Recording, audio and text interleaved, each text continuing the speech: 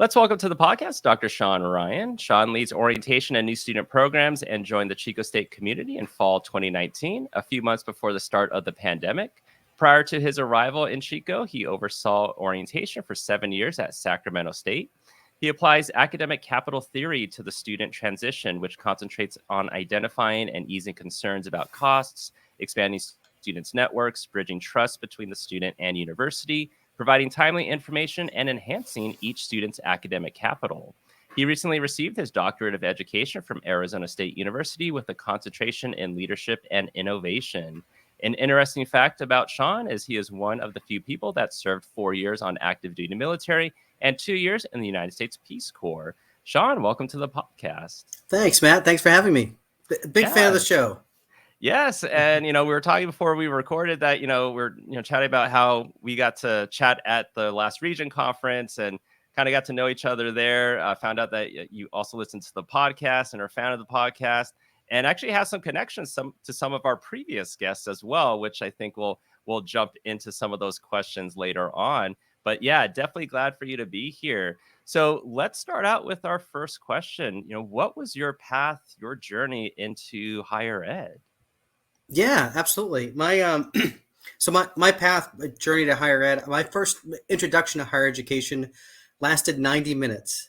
I just lasted 90 minutes and then I was gone. So I was born and raised in Boston, rarely left the city. I used to have an accent. My family still does, but I lost my accent because I've been gone for so long. But when I graduated from high school, I applied to one university. It was the University of Massachusetts in Boston. And 2 weeks after high school was my first time on the college campus. So I know a lot of students now come to our college campus and visit. I never did any of that in high school or middle school. I never visited any colleges. I think it's great, but I just never did that. So my first introduction, I was by myself, went to the campus. It was before orientation, and I was walking around. And some of you, listeners might be thinking about the first time you were on a college campus and you're walking around and you see the buildings, and I saw the students eating lunch, and I was like, that's so cool. Like, you can just eat lunch when you want. You don't have to the set time, the sense of emerging adulthood. And it was really, really exciting. But then this next thought came up was, how am I going to afford this? How can I afford college? And not knowing that there were people that could help answer that question for me, I pondered it for about another 45 minutes walking across campus, hopped back on the subway, went home, was still thinking about it, and went to the resource that I knew that could help me afford college, and that was the military.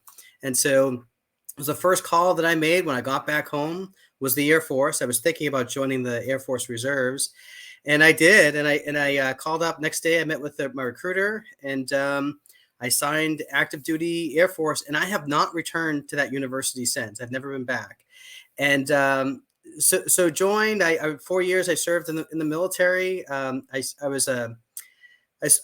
flew on the back of an aircraft. I was a radar technician, surveillance technician on an AWACS aircraft. It looks like a frisbee on top. But was in the military 4 years. But it was the first thing. Once I got to higher education, I really started thinking about why did I feel comfortable that I could fly across the country, be trained to fly on a $350 million aircraft, but I couldn't pass Comp 2. I couldn't enter that building. And so that was one of the first of many thoughts that I had of, what are we doing? Can we do better, especially with students in transition? Like, why did I feel so much more comfortable going into the military when I could have went into college? And so that's part of the focus of my research that I've been doing. But that was my first essential introduction. Got out of the military. I went to Oklahoma State University, spent 4 years there, and became an RA. Really took advantage of a lot of the opportunities, got heavily involved. Graduated with my bachelor's degree in secondary education, wanted to be a teacher. So I taught overseas in the Republic of Moldova, which is right just south of Ukraine, right next to Romania. Lived in a small village there for 2 years. No one spoke English, so I had to learn Romanian. And it was actually there in a small village of Romania or Moldova that I said, I had a lot of time on my hands. And I was thinking about, hey, I remember I used to meet with someone that helped plan my classes out.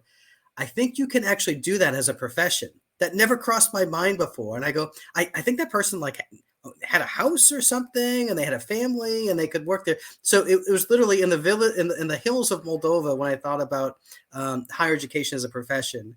But I came back to the U.S. after the Peace Corps, and I said, I'm not sure where to start. And so I went back to Boston. I managed to Avis rent a car in South Boston for about a year, and then got in touch with some folks, and they said, hey, if you're thinking about academic advising, which is a great profession, there's this thing called National Academic Advising Association out of Kansas State. And so looked it up, and went to Kansas State, did my master's there, met my wife. She was pursuing her doctoral degree in California. So that's kind of made us over here to California.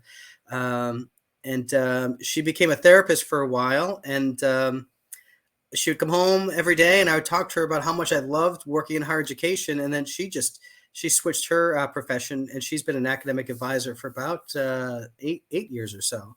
So we both worked at Sacramento State together, and then we both work at Chico State together. So sorry, long intro, but had a kind of a long journey to get to this point. Yeah, no, don't be sorry. That's I think a fascinating story and a lot to unpackage there too.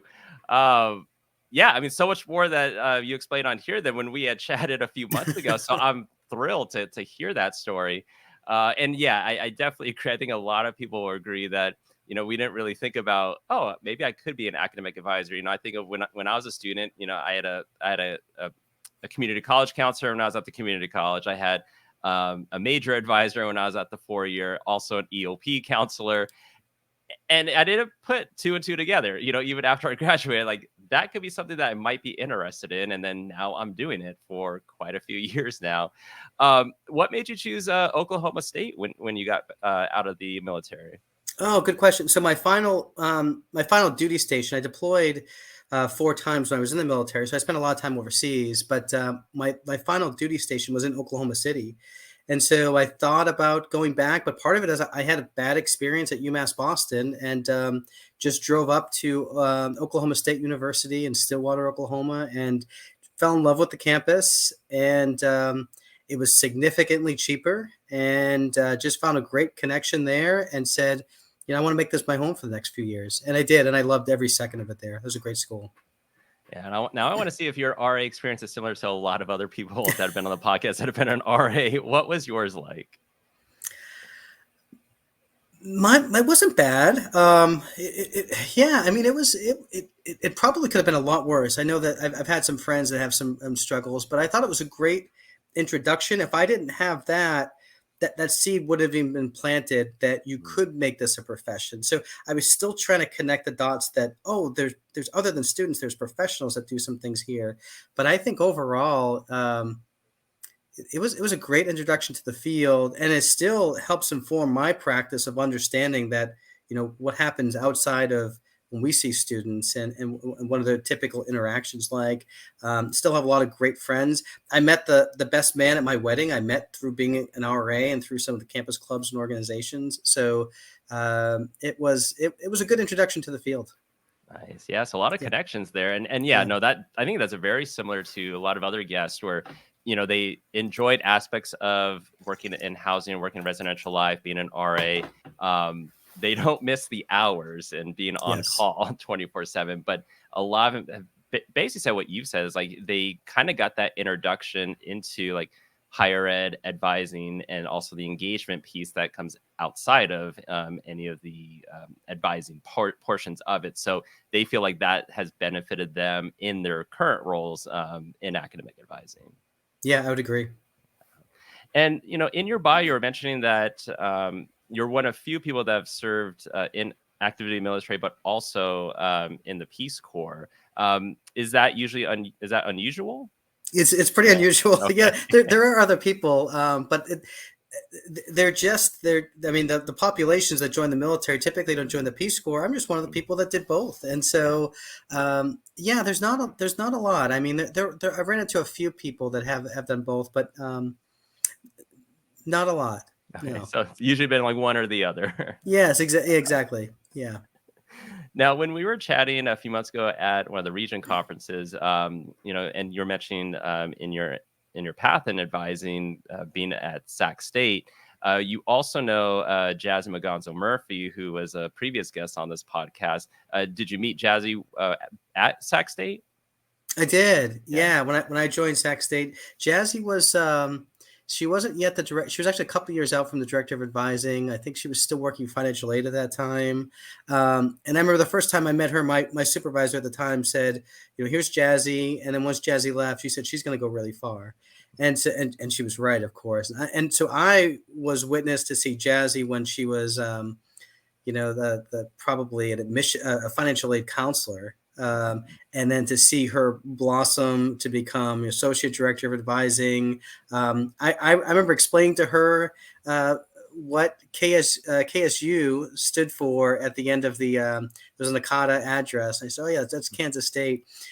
So her and I got to know at the beginning of her advising career, and her and I worked. She was director for probably about 5 years together while I was still working orientation at Sac State. It was a pleasure to work with Jazzy.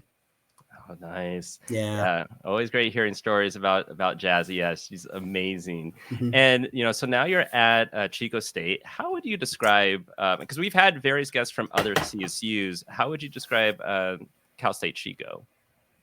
Yeah, Chico State's a great place. It's a beautiful area, about an hour and a half north of Sacramento. Population, it's about 15,000 students on campus. It's an interesting dynamic because it's a highly residential campus where most students, if they don't live on campus, they live within about a mile and a half of campus. Significant population that's from outside of our service area. So a lot of students are coming from LA, San Diego, the Bay Area. So it's a good mix. It's about 25% from the Bay Area, 25% from LA, 25% Central California, 25% from Northern California. It's really a very strong, caring, invested community with the staff. I think I've been part of a community that has been this invested, this caring of the full campus community. So it's a great place to work at. Yeah, because I know like for CSUSB, like our main population is from our the Inland Empire, so from our general area. So it's nice to hear that you kind of have a really good mix from all around. Mm-hmm. Yeah. And then with your role at Chico State, what does that entail? Yeah, so I oversee the orientation and new student programs portion of the position. So I oversee orientation. So we have a model where we have about 25 orientation sessions throughout the summer. We have about 5 or 6 in the winter. So I oversee those, but also transition programming. So supporting students before they get to orientation, even right after. So we have some mentoring, some interventions that we have before orientation, post-orientation. And yeah, been here for about 3 years. Work very closely with our advising counterparts. When I'm planning orientation, the first folks that I call are my advising colleagues, and I'm saying, hey, can I get the cavalry here for these days, and can you support? And that's how I build the days, because students register for orientation. My orientation leaders, they take a class and they introduce general education graduation requirements to the new students. They're on the front lines helping support our academic advisors during registration. So it's a very academic advising registration focus during the orientation program. Yeah, so definitely a lot of partnerships within orientation. Absolutely. And then also in your bio, you mentioned about academic capital theory. So for those that may not know much about that or never heard that term, how would you describe that, and why is that important with student transition? Yeah, it's a more modern theory. It's not significantly older. There are some theories that I learned during my master's program that were very much applicable, but sometimes they couldn't be applied. I felt especially to our current student population, and so this is a theory that's devoted for students that are specifically in transition. And it's really from a lens of low income, first generation, and providing needed support. So it focuses on providing timely information, building trust, encouragement, relationships, bringing the family into the full transition. So educating not only the student, but the family. It's expanding their network. So coming on, helping to use the capital that our peer orientation leaders have so much, knowledge and information. And so I deploy them to share their capital and their network that can help expand the network of the new students coming in. So, great example of student coming in and going, hey, I'm interested in X club, and the leader saying, oh, I know someone, I can get you connected, and helping again to expand their network. That's a big thing. It's focused on reassurance, easing concerns during the transition, and it also looks at what are some systemic barriers that exist, and really trying to examining those. And so one of the things that is great is that it looks at trying to put the mirror on ourselves and going, are we sometimes the problem? Are we sometimes complicit in some of these challenges that students face? And maybe some things are well intentioned, but did we create some of these barriers, and how do we remove those? So I think it's all those factors coming together. And I use that actually with my dissertation. We paired student orientation leaders as mentors, applying academic capital theory, really that focused on timely information, encouragement, reassurance, easing concerns, understanding what those concerns are, understanding who the student is, so you could expand their network throughout the transition. So it's a great theory. I found it very applicable, and I felt it was very applicable to our current student population. Oh, absolutely. And I like that it also is not just solely focused on student, but also the family as well, because they're going to play an important part with that transition as well. Absolutely. And, you're talking about systemic barriers, and I would imagine a lot of that maybe showed up a lot. I mean, it's a lot that has been there, but to see it more when we had to go into a virtual environment as well, and, you, in your bios chat, showing that, you started at Chico State, a few months before the pandemic started. So, I'm sure you had certain goals that you wanted to get done or thought it was going to happen when orientation came around that, took a whole 180. So what was planning like a couple years ago when you had to move to a virtual environment for orientation? Oh God, I'm having some flashbacks about that. God, that was rough. Of going, what are we going to do? How are we going to pull this off? How are we going to make this happen? And I was new to the role coming in, so it was tough because I didn't have some relationships. There was folks that I haven't even met, key partners, and I'm like, I'm gonna need your help to do this and pull this off. But it's just like anything when you get together, and I had some really quality orientation staff, and I had some orientation leaders, and we just came together, and they were coming up with some great ideas of what we could do. But it was a challenge. But when I reflect upon it going into it, we made it happen. We did it, and I feel like every year we've made our virtual program even better. And so one of the things I realized once I arrived at Chico State, our onboarding program was not that, was very, had a significant amount of inequity from an access standpoint. So as I mentioned before, we have a lot of students coming from LA, Bay Area, which is 4 or 5 hours away. So our orientation program was structured as that we wanted to get as many students on campus as possible, and we didn't have a viable virtual program.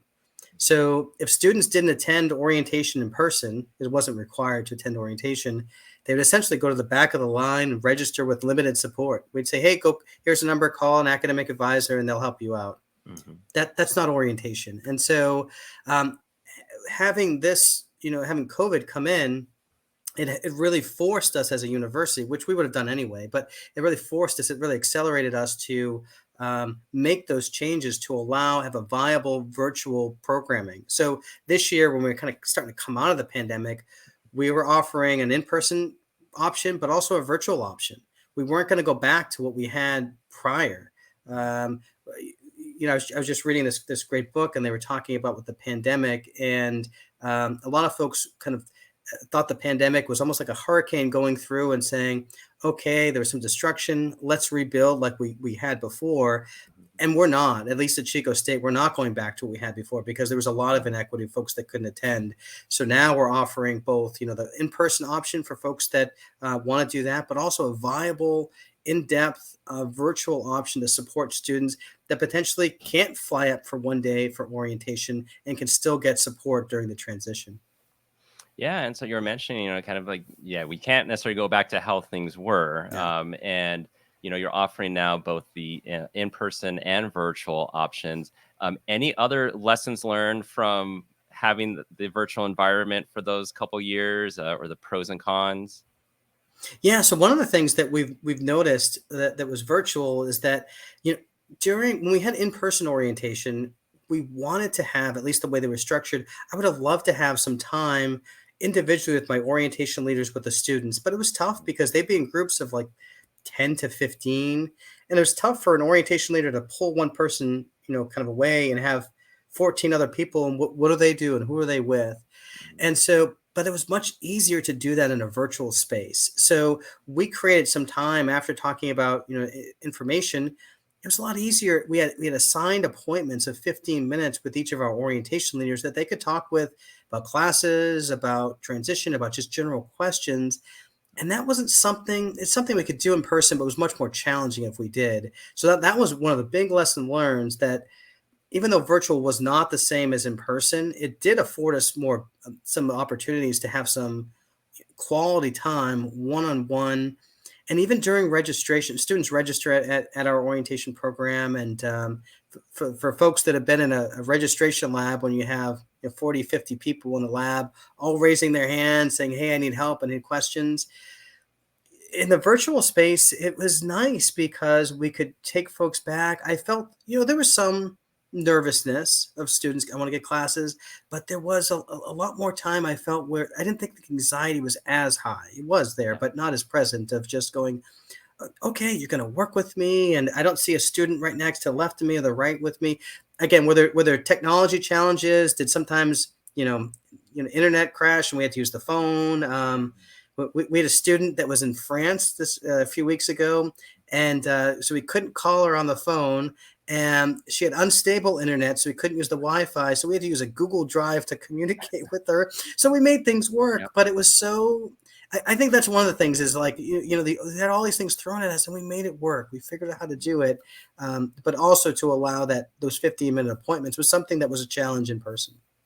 Yeah, I mean, you adapted. I mean, who would have thought 2 years ago, or more than that, prior to the pandemic, that you'd be using a Google Doc and to communicate, and now it's like, well, that could be something that can be done. Mm-hmm. And so even though like you still have like the virtual option, as well as the in-person one, what was the process like going back to an in-person orientation? Did anything with being virtual have any impact on how you went about coordinating orientation, like since last year and this year? Yeah. So that's a great question. So when we did, and so part of this was my first orientation in person. I'd been through multiple years at Sac State, but Chico State, I'd been here for almost 3 years and I'd never done an in-person orientation because it was all virtual. So coming back, we realized that we need to have both options. That I think we enhanced the overall. We had some time. We enhanced the overall in-person session. We allowed more time. We realized that were there some things that we could upload in the front end. So most schools have a pre-orientation program. So we really focused on that and said, what can we put there so we can really leverage that time that students are here? So can we have less presentations and more conversations?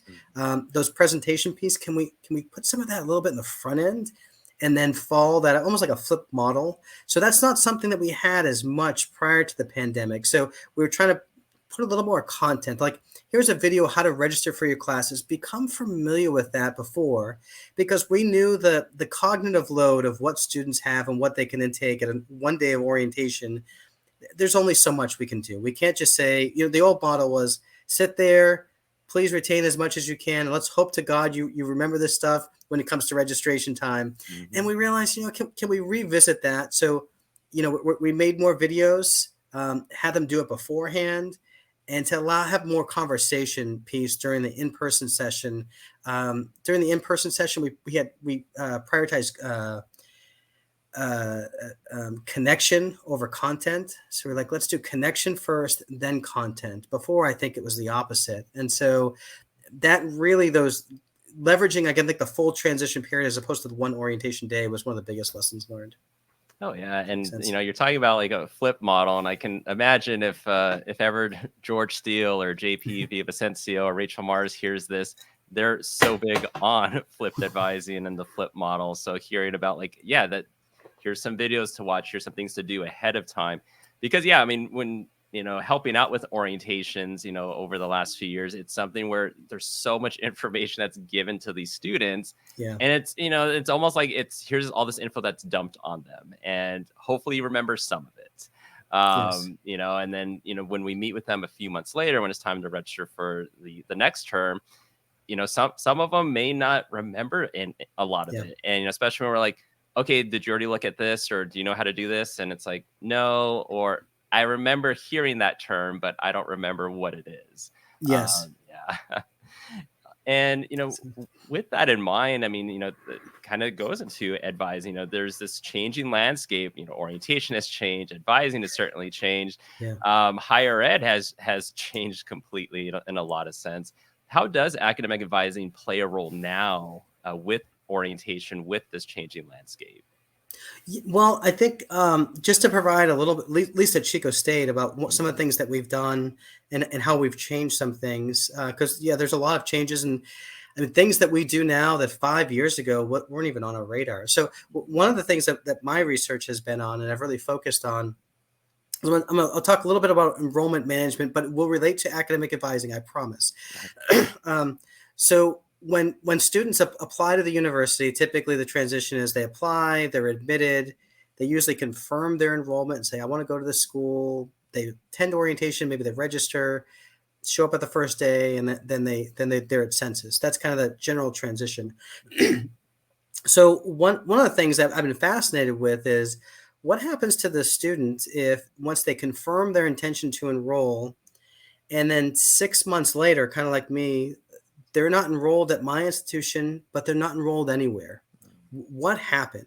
And so I think about this, the student that did everything right in high school, went through all the hoops, even applied to university, was admitted, said, yes, I want to go there. And then they apply, and 6 months down the road, they're not there. And so I've tried to answer that question going, what happened? What happened during that transition? And so what we looked at is about 16% of our students confirm their intention to enroll and are not present. And so we dug a little deeper, and we realized about half of those students aren't enrolled anywhere, didn't go to any institution. It's even higher at community colleges. And so what we've done the past few years is really called those students and said, what happened? And we've identified about half of those students. They're heartbreaking stories of students said, I want to go to orientation. I got a flat and it was required and I thought I couldn't go. So that's why I didn't go to college. Or I got selected for financial aid verification and I live with my grandparents. One of my parents passed away. The other one I haven't seen in a few years. I didn't have that information. I thought I couldn't go to college. Or I called housing and I said, I heard there's a $250 deposit for housing. Is that true? And the student that answered the phone on the other end said, yes, there's a deposit. They go, okay. They hang up and said, I don't have $250. I couldn't go to college. So we learned a lot of those. And we said, what can we do to support students earlier in transition? So some folks call that summer melt. I think that's too broad of a term. We've identified a new world. We call it opportunity melt because it's really focusing on the opportunity gap of students coming in, the inequitable distribution of resources on the front end. And how can we, employ academic capital, everything we had to support students earlier in the transition. And that's become one of my focus is that I consider myself like an assist person. I used to love John Stockton. I don't know if you like basketball at all, but he would be kind of the assist person to Karl Malone. I loved it. And that's how I consider almost how I am is going, how can I be the assist person for academic advisors? How can I get students that want to come to our college there? And this isn't talking like sales techniques. I worked at, again, a rent-a-car agency. I only worked there for a year because I wasn't a great salesperson. I'm not trying to talk people in. I'm trying to get people form connections earlier and often. So one of the things that we've done is that helps with advising is right when students confirm their intention to enroll, we're trying to build those relationships as much as possible, connect with them. What questions do they have? So that was our initial kind of thought about deploying our staff. And then we realized there was this great opportunity before orientation that we could collect information from students. So we're trying to collect as much information about them, advanced placement coursework, concerns, transferable credit, what their future ambitions are their career aligning with their major, getting general information. And my orientation leaders are gathering that information. We're sharing it with our professional advisors that they just don't have the time to do that. So my leaders are making, trying to triage some things, call students multiple times before orientation, and we upload that information to a database where our professional advisors can use that information, because they shouldn't be introduced to the student right when they meet them at orientation. They should know them beforehand. So we're trying to facilitate that to get students to orientation, but also to make sure our advisors are prepared to have much more in-depth conversations. Sorry, that was a long spiel, but that's kind of what we're doing, a big piece about what we're doing. No, I love that. I mean, it's like a coordinated care network in a sense, and when you're talking about like some of these students, ask about a housing deposit, and they're like, oh, well, okay, thanks. Now I'm not going to go to that school, or I got a flat. I didn't think I could go, to another one because I missed my orientation. And a lot of times it's, just not asking that question, or sometimes they don't even know what question to ask. Yes. And I just think, let's say with a continuing student, let's say on my end, where something happened during halfway through the semester, they talked to their professor to see if they can get a withdrawal. That particular deadline passed, and the professor says, sorry, I can't help you. But not knowing that there might be a different withdrawal a student could then submit. Like, for example, we have an extenuating circumstances withdrawal, but it's the information's there, but not necessarily there, or easy for a student to know or understand that there's so many other avenues. And a lot of times it's just asking someone that hopefully might know the situation to be able to better assist that student. But I think, having a lot of the orientation leaders, peers, contacting students, gathering that information, and having a place where they can upload that for others to see will just help with the connections with that student. So at least if they do meet with, let's say, an advisor, they might be able to follow up and say, oh, I saw that you talked to so-and-so, and it looks like you had a question about this. Did you get that answered? Or maybe we can follow up on that. That's exactly right. And it's changing the model, both for advising, but also for orientation. And I stole this from Georgia State uses this kind of model where, the old model was we expected students to self-diagnose what their issue was, to understand this is my problem, and then navigate the bureaucracy to get to us. So first, we're like, you got to figure out your own problems, you figure it out, navigate the way here, and then we'll help you. So at orientation, it was, we'll send you an email, and if you don't come to orientation, well, you probably didn't want to come here. And that was not accurate. That wasn't right. Yeah. So now we know, we have data. For example, we know that on campus is one factor. Is if a student applies at some schools and they apply to get on campus housing and maybe they can't get it, that should be a red flag, that deploying peer advisors to give them a call and saying, or financial verification. We know that. Or when our student fills out our survey, we notice if a student says that they feel on a scale of 1 to 5, a 3 or below, confident in the transition, we give them a call, because we've realized that's a factor that they might be more susceptible for attrition, or there's a variety of different factors that we use, and we have the data, and you applying that data and saying, let's use this earlier, sometimes even before the students recognize, what 17, 18-year-old students know how to navigate a lease off campus. Okay, so if they don't get on campus, let's connect with them earlier to support them and let them know what network exists, what support exists, and how to go through that. So if we know this information, I think that's one of the biggest changes, is using that data and being proactive with it earlier. And again, from my mindset is helping the students, supporting the students, and then to help get them in front of a wonderful academic advising team. Yeah, and you're talking about what 17, 18-year-old knows at least. When I was on campus, so I was part of a middle college program. So I went to community college my last 2 years of high school, and then went to the 4-year institution. And so my first year I lived in the dorms, and then I ended up signing a lease on campus for summer housing. And then a couple weeks later, realized that it was a little bit cheaper off campus, and then ended up signing a lease for off campus. And then when I thought I was like, oh, I'll just tell the on campus housing that I'm not going to live there. And they're like, no, you signed this. Like, this is how much you're going to have to pay.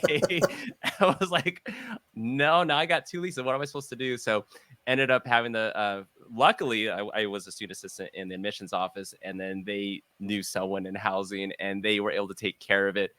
Probably wasn't supposed to happen, but they made it work. And I'm so grateful for that. But I mean, yes, I had the contract, but I didn't read through everything. I didn't know what I was supposed to be doing, but luckily got help.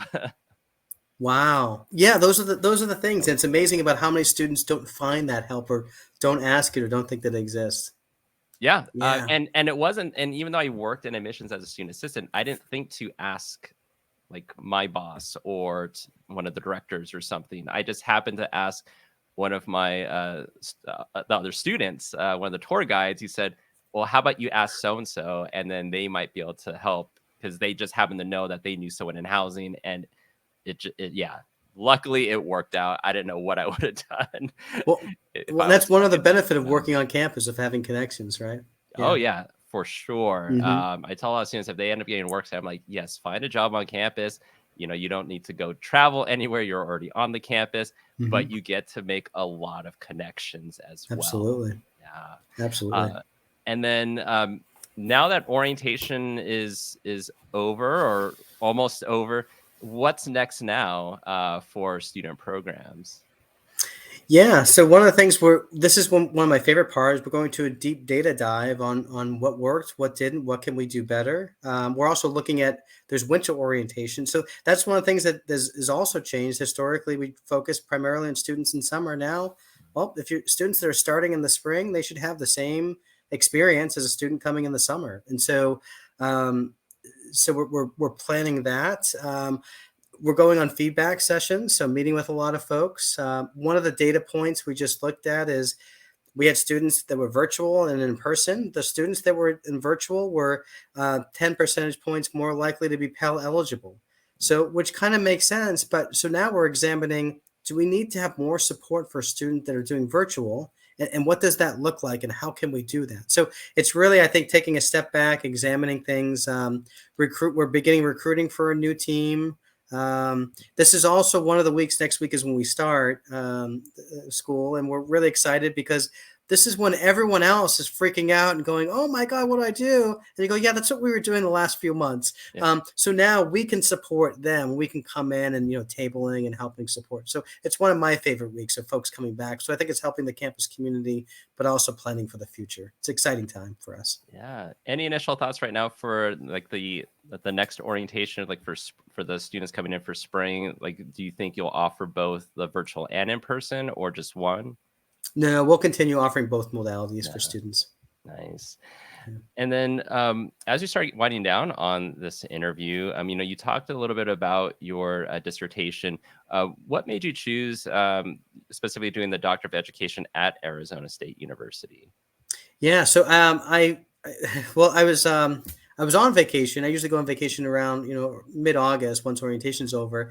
And my wife would see me, and she'd always see me reading higher education books. So, and plug for a book, I just read The Great Upheaval, which is a great book if folks are thinking about changes within higher education and what that's going to look like. That's a great book that recently came out. So I saw that, and she said, you're reading books, all these books on higher education on vacation.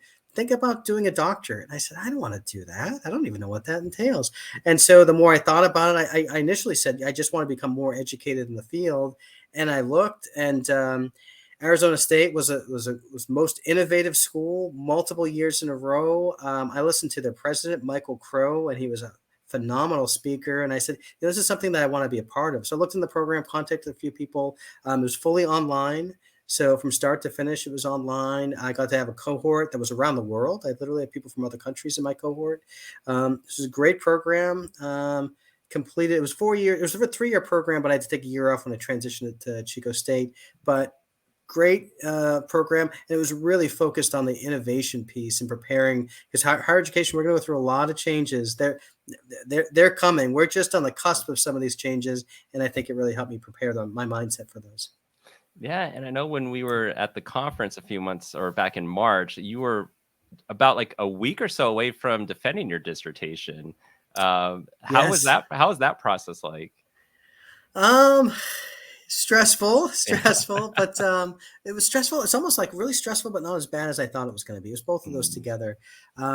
It was completed virtually, so I was in my office, and you go through it, and you just don't know what kind of questions that they're going to ask, and they answer the questions, and you're also like, oh, okay, I know this, I've been studying this, I know this, um, and then you end, and it's just you in your office, and you're like, okay, like, am I a doctor now? What? It's just strange. It's weird, but it was very fulfilling. I opened the door, and my colleagues were all there, and they're applauding.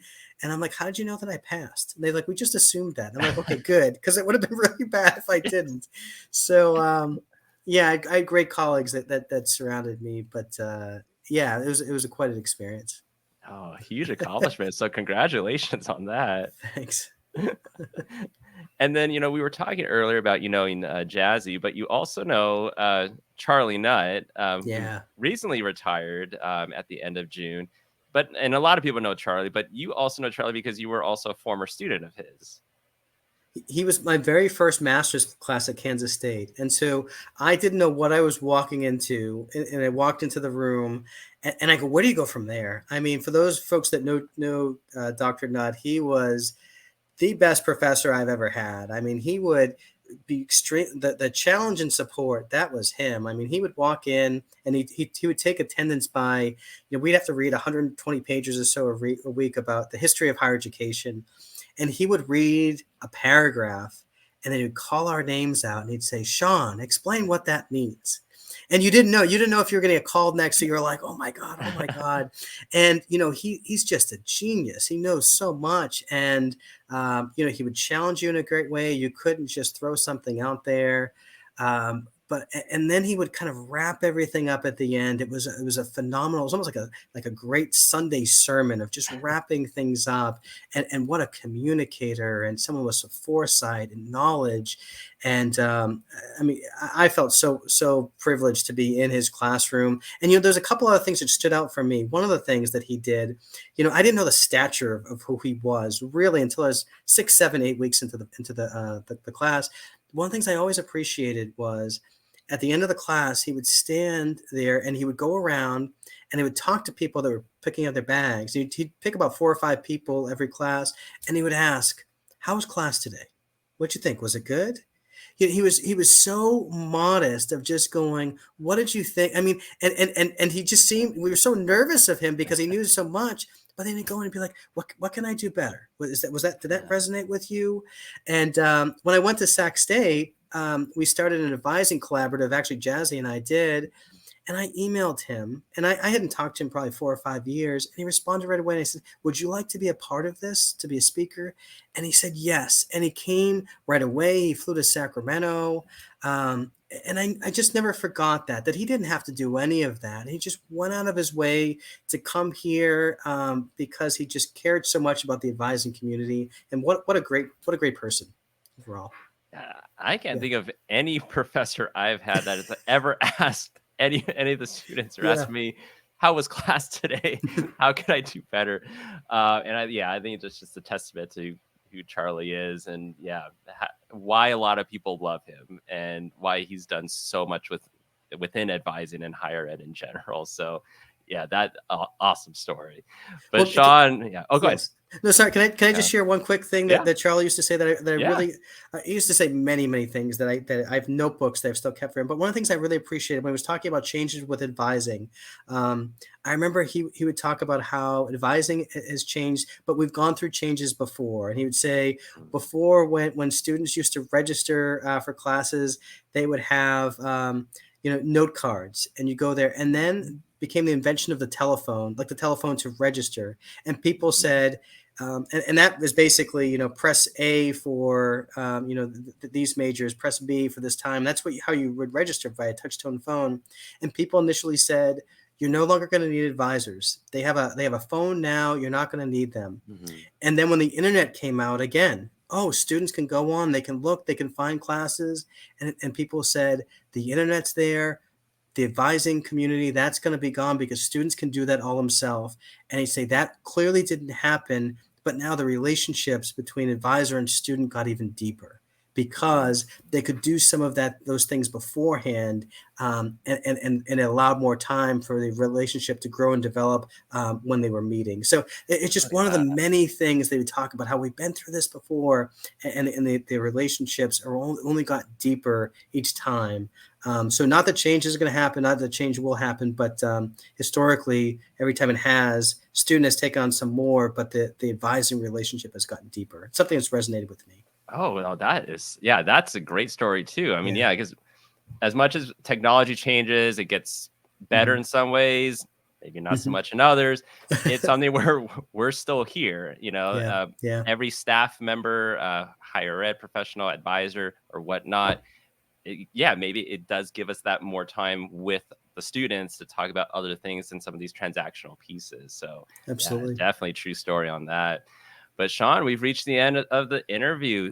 I appreciate you being on this podcast. A lot of great information that you've been able to share, a lot of great stories. So thank you so much for being on today. Yeah, thanks for having me. I really appreciate it.